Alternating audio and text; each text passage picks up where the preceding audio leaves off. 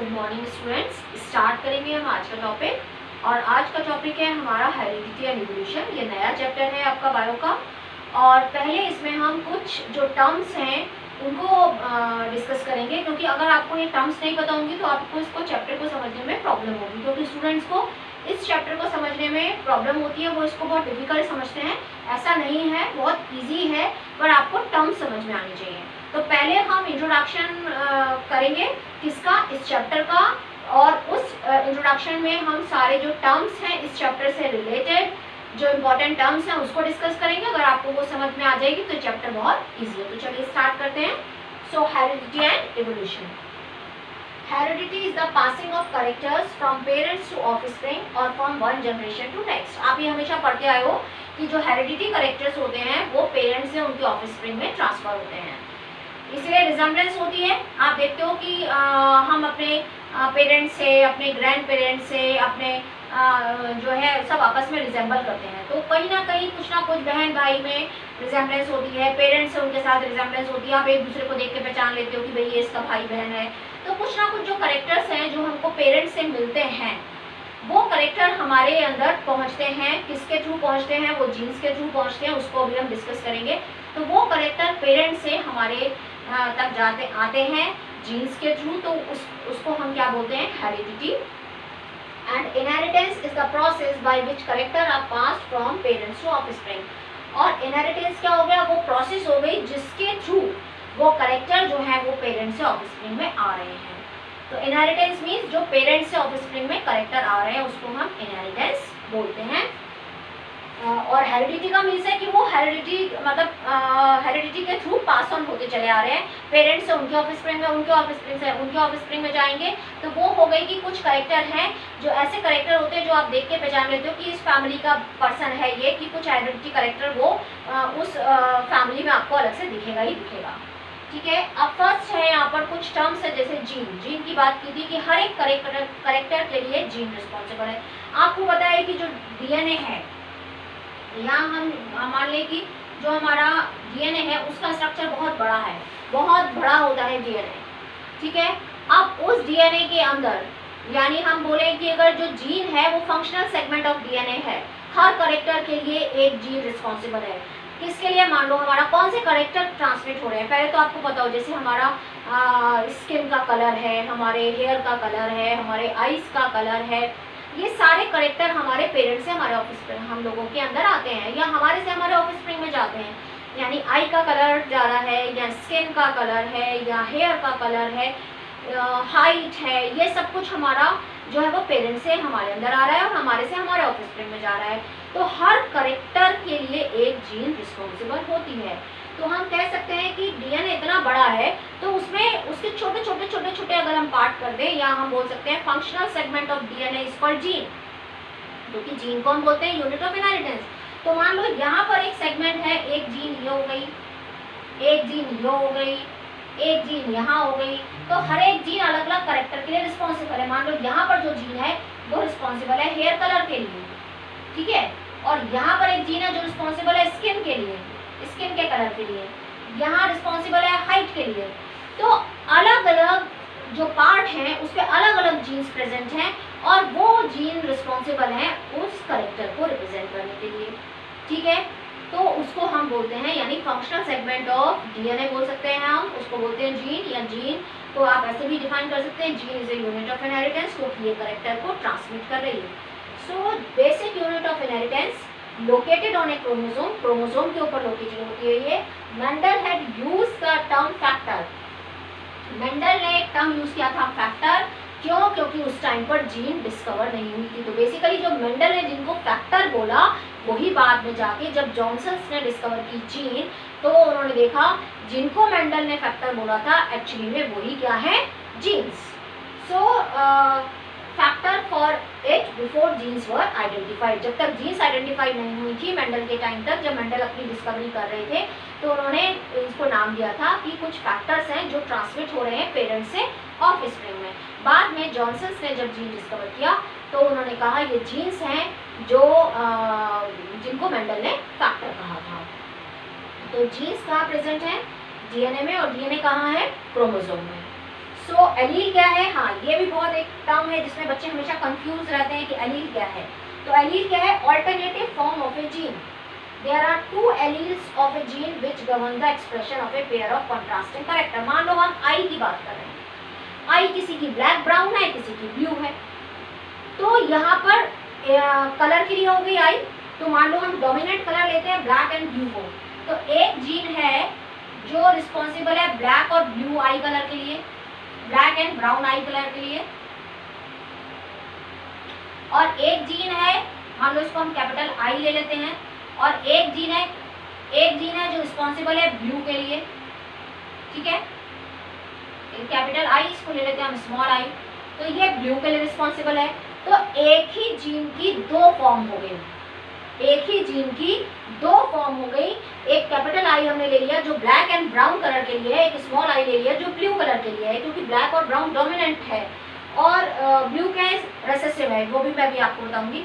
तो एक ही जीन की दो फॉर्म्स हो गई, एक रिप्रेजेंट कर रही है ब्लैक एंड ब्राउन कलर के लिए और एक रिप्रेजेंट कर रही है ब्लू के लिए, क्योंकि हमारे अंदर 23 क्रोमोसोम मदर से आते हैं और 23 फादर से आते हैं। अब एक जो जीन जो जैसे दो क्रोमोसोम है, एक मदर से आ रहा है और एक फादर से आ रहा है, ठीक है।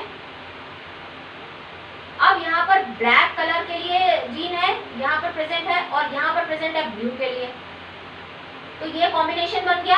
अब यहाँ पर डोमिनेंट कौन सा है? ब्लैक, तो आई कलर क्या अपीयर होगा? ब्लैक, यानी दो ऑल्टरनेटिव फॉर्म्स हो गई सेम जीन की, वहाँ की दो क्रोमोसोम की क्या होगी? पेयरिंग होगी, एक जैसे जो क्रोमोसोम है उनकी पेयरिंग होगी, तो वहां पर जैसे करेक्टर अपीयर होंगे वो ऑफस्प्रिंग में अपीयर हो जाते हैं। तो दो डिफरेंट फॉर्म है सेम जीन की। मान लो हाइट है तो कुछ लंबे हैं कुछ छोटे हैं, तो एक जीन रिप्रेजेंट करेगी जो है वो टॉलनेस को, एक जीन रिप्रेजेंट करिए टॉलनेस को, मान लो कैपिटल टी, और एक जीन रिप्रेजेंट करिए ड्वार्फनेस को यानी स्मॉल टी। तो ये दो जीन हो गई, तो एक ही करेक्टर की दो जीन्स हो गई, एक रिप्रेजेंट कर रही है टॉलनेस को और एक रिप्रेजेंट कर रही है ड्वार्फनेस को। तो different forms of A same gene, यानी सेम करेक्टर के जो जीन है उसकी दो फॉर्म्स, उसको हम बोलते हैं allele. So alternative form of a gene, there are two alleles of a gene which governs the expression of a pair of contrasting characters. For example, black color and blue color of eye are regulated by the two alleles of the eye color gene.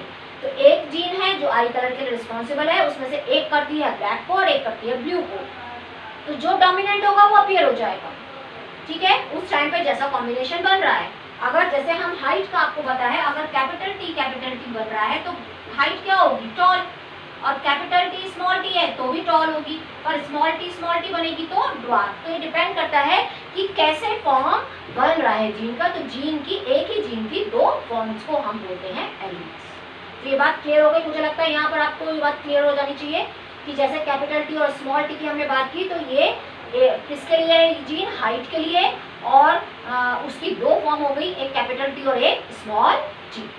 तो अब आगे देखते हैं next term, ये clear हो गया होगा। Next term देखते हैं, नेक्स्ट है होमोजाइगस। होमोजाइगस, देखो होमो का मीन्स होता है सेम, ठीक है। तो यहाँ पर when identical alleles constitute the genotype the individual is said to be homozygous, यानी सेम।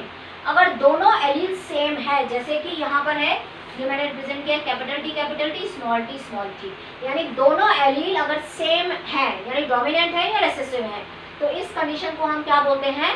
होमोजाइगस। यानी when identical alleles constitute the genotype the individual is said to be homozygous. Identical alleles यानी एक जैसी। हेट्रो में क्या होगा? दोनों different. When alleles constitute the genotype are different, जब दोनों एलील डिफरेंट होगी तो उसको हम क्या बोलेंगे? हेट्रो। हेट्रो का मतलब होता है डिफरेंट, होमो का मीन्स होता है सेम। अगर जीन दोनों सेम है यानी एलील दोनों सेम है तो उसको बोलेंगे हम होमोजाइगस। अगर दोनों डिफरेंट है तो हम उसको बोलेंगे heterozygous. The individual is said to be heterozygous, जैसे कैपिटल टी स्मॉल टी, ये दोनों डिफरेंट हो गई इसलिए ये क्या कहलाएगा? हेट्रोजाइगस। अगर ये दोनों सेम है तो होगा होमोजाइगस। फिर आता है डोमिनेंट। अब डोमिनेंट कैसे होगा? An allele that is expressed in both homozygous and heterozygous condition. जो एलील होमोजाइगस कंडीशन मतलब ये वाली कंडीशन, और हेट्रोजाइगस कंडीशन मतलब ये वाली कंडीशन में दोनों में अपने आप को एक्सप्रेस कर सकता है, उसको बोलते हैं डोमिनेंट। मान लो टॉल प्लांट है, तो टॉल ये वाली कंडीशन पे भी प्लांट क्या होगा? टॉल।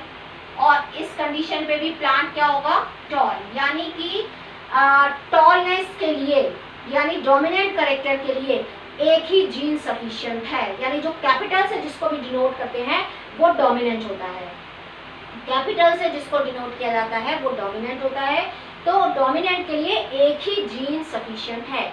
अगर वो होमोजाइगस कंडीशन में है तब भी वो एक्सप्रेस करेगा, और हेट्रोजाइगस कंडीशन है तो एक जीन भी सफिशिएंट है टॉलनेस को रिप्रेजेंट करने के लिए, तो भी ये टॉल होगा। पर रेसेसिव कैरेक्टर, जैसे ड्वार्फ प्लांट रेसेसिव है, ठीक है, तो रेसेसिव कैरेक्टर को रिप्रेजेंट करने के लिए दोनों जीन्स का होना जरूरी है। यानी वो होमोजाइगस कंडीशन में ही एक्सप्रेस कर सकता है रेसेसिव एलील, पर डोमिनेंट एलील होमो और हेट्रो दोनों में अपने आप को एक्सप्रेस कर सकता है। तो ये बात क्लियर हुई। टॉल एंड ड्वार्फ कौन से डोमिनेंट कैरेक्टर है वो भी मैं आपको बताऊंगी। तो यहाँ पर मैं ये बता रही हूँ, टॉल और ड्वार्फ को अगर हम कंपेयर करते हैं तो टॉल डोमिनेंट कैरेक्टर है, ड्वार्फ रेसेसिव कैरेक्टर है। और किसी भी डोमिनेंट कैरेक्टर का जो फर्स्ट अल्फाबेट होता है उसी से हम उसको रिप्रेजेंट करते हैं। तो यहाँ पर कैपिटल टी और उसको हम हमेशा पेयर में लेते हैं, क्योंकि क्रोमोसोम और जीन्स हमेशा पेयर में होते हैं, तो हम हमेशा इनको पेयर में रिप्रेजेंट करते हैं, सिंगल लेटर से कभी भी रिप्रेजेंट नहीं करते। इसलिए मैंने हमेशा यहाँ पर क्या लिखा है, दो पेयर में लिखा है। तो इस कंडीशन में भी डोमिनेंट जीन एक्सप्रेस करेगी और इसमें भी करेगी। और रेसेसिव के लिए क्या चाहिए कंडीशन, दोनों homozygous condition. So an allele that is not expressed in the heterozygous condition में, यानी ये वाली कंडीशन में एक्सप्रेस नहीं कर पाएगी ये। It is only expressed in homozygous condition, यानी दोनों स्मॉल टी होंगे तभी करेक्टर कौन सा अपीयर होगा, ड्वार्फ। तभी कौन सा करेक्टर अपीयर होगा, ड्वार्फ। यानी ड्वार्फ करेक्टर तब अपीयर होगा जब ये होमोजाइगस कंडीशन होगी, नहीं तो कौन सा करेक्टर अपीयर होगा, टॉल। ठीक है, तो डोमिनेंट जो एलील है वो होमो और हेट्रो दोनों में अपने आप को एक्सप्रेस करती है, और रेसेसिव एलील सिर्फ होमोजाइगस कंडीशन में ही अपने आप को एक्सप्रेस करती है। Not expressed in the heterozygous condition, it is only expressed in homozygous condition. तो आपको समझ में आया डोमिनेंट एलील कैसे निकालते हैं और रेसेसिव कैसे। अब आता है जीनोटाइप। जीनोटाइप मतलब जेनेटिक मेकअप या genetic constituent of an organism. जैसे टॉल प्लांट है, अब उस टॉल प्लांट को हम रिप्रेजेंट करेंगे, या तो हम उसको कैपिटल टी से रिप्रेजेंट करेंगे या कैपिटल टी स्मॉल टी से। ये दोनों ही कंडीशन में प्लांट क्या है, टॉल। तो ये जो है जिससे हम इसको रिप्रेजेंट कर रहे हैं, ये क्या हो गया, इसको जेनेटिक मेकअप, यानी जिस जीन से या एलील के कैरेक्टर से हम उसको रिप्रेजेंट कर रहे हैं वो क्या हो गया, उसका जेनेटिक मेकअप। और फिजिकली वो कैसा होगा प्लांट, फिजिकली देखने में वो प्लांट क्या होगा, टॉल। फिजिकली क्या होगा, देखने में प्लांट होगा टॉल। और जेनेटिक मेकअप जो होगा वो कहलाएगा जीनोटाइप। फिजिकली देखने में टॉल होगा, तो फिजिकल अपीयरेंस में जैसा प्लांट लगता है वो कहलाता है physical phenotype. Genetic makeup genotype, physical appearance phenotype. उससे पी से पी को रिलेट कर लीजिए और जी से जी को रिलेट कर लीजिए कि जेनेटिक मेकअप कैसा प्लांट का, यानी कौन से जीन्स प्रेजेंट है, कौन सी एलीलिक फॉर्म उसके अंदर प्रेजेंट है, वो कहलाएगा उसका जेनेटिक मेकअप। और कैसा दिखेगा प्लांट हमको फिजिकली, वो उसका हो जाएगा फिनोटाइप। तो जेनेटिक कॉन्स्टिट्यूशन और genetic makeup of an organism, जैसे यहाँ तो ये हो सकता है टॉल के लिए कैपिटल टी, यहाँ ये हो सकता है, तो प्लांट क्या होगा, tall. And physical appearance of an organism that are genetically control तो वो जेनेटिकली होगा, जीन्स के थ्रू ही होगा। ये होगा तो भी टॉल होगा, ये होगा तो भी टॉल होगा, और स्मॉल टी होगा तो ड्वार्फ होगा। पर कैसा हमको वो दिख रहा है, फिजिकली हमको कैसा दिख रहा है हमें नहीं पता, उसका जेनेटिक मेकअप कैसा है। हमको अगर वो टॉल दिख रहा है तो हम उसका फिनोटाइप क्या बोलेंगे, टॉल। और अगर हम उसको हमारे को अगर वो ड्वार्फ दिख रहा है तो हम उसको बोलेंगे ड्वार्फ। फिजिकली हमको वो जैसा दिख रहा है फिजिकल अपीयरेंस में वो वैसा कहलाएगा। मान लो हम क्रॉस कराते हैं एक टॉल प्लांट को एक ड्वार्फ प्लांट को, तो मान लो टॉल प्लांट है और एक ड्वार्फ प्लांट है, ठीक है। तो ये हमने क्या लिखा, ड्वार्फ प्लांट और ड्वार्फ प्लांट, उसका क्या हो गया, फिनोटाइप। अब इसका हमें जेनेटिक मेकअप लिखना है, यानी जीनोटाइप लिखना है। तो हम टॉल प्लांट के लिए जेनेटिक मेकअप क्या लिख सकते हैं, कैपिटल टी लिख सकते हैं या कैपिटल टी स्मॉल टी लिख सकते हैं। तो ये इसका जेनेटिक मेकअप हो गया। और ड्वार्फ के लिए हम हमेशा स्मॉल टी लिखेंगे। तो ये हो गया इसका जीनोटाइप। तो अब आपको क्लियर हुआ जीनोटाइप क्या होता है, फिनोटाइप क्या होता है, और एलील्स क्या है, होमोजाइगस कंडीशन क्या है, हेट्रोजाइगस कंडीशन क्या है। अब हम नेक्स्ट पार्ट में डिस्कस करेंगे कि जो मेंडल, जिनको फादर ऑफ जेनेटिक्स भी बोलते हैं, उन्होंने पी प्लांट को क्यों सेलेक्ट किया अपने एक्सपेरिमेंट के लिए और कैसे कैसे एक्सपेरिमेंट उन्होंने किए और कौन से लॉज उसके ऊपर जो दिए हैं वो कौन कौन से लॉज हैं। So thank you, thanks for watching, please like, subscribe and share.